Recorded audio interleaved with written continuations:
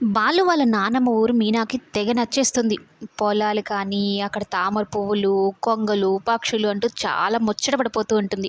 ఒక చిన్న పిల్ల మాదిరి అది చూడు, ఇది చూడు అనేది అంటూ ఉంటే, బాలు నవ్వుకుంటూ ఇదేం చూసావు, మా ఊర్లో అందాలు చాలా బాగుంటాయని వివరిస్తూ ఉంటాడు. ఇక బాలు అలా మాట్లాడుతూ ఉంటే జోల పాడినట్టు మీనా చక్కగా నిద్రపోతుంది. నిద్రపోవడం కూడా బాలు భుజం మీద పడుకొని నిద్రపోతూ ఉంటే బాలుకి ఫీలింగ్స్ స్టార్ట్ అవుతాయి. ఏంటి ఈ పూలగంప ఫేస్ ఇంత దగ్గరగా చూస్తుంటే నాలో ఏదేదో అయిపోతుంది. వామ్మో! దీని ఫేస్ చాలా డేంజరు.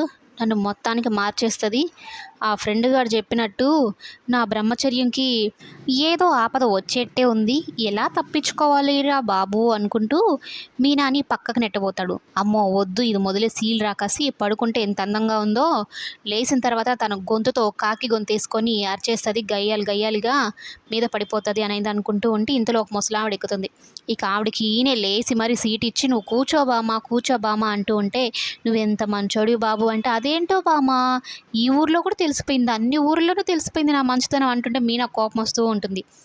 దో పొలగంప నీకు నిద్ర వచ్చిందంటే ఈ బామ్మ ఒళ్ళైనా పడుకో ఏమనుకోదులే అని అయితే అంటూ ఉంటే మీనా ఒక లుక్ ఇస్తుందన్నమాట.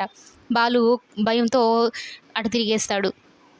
నీకేం తెలుసు పూలగంప నా కష్టాలు, నువ్వు దగ్గరగా ఉంటే ఏదోలా అయిపోతుంది, దూరం అయిపోతే మరలా నా బాధలు నావి అన్నట్టు బాలు మీనా గురించి మనసులో అనుకుంటూ ఉంటాడు.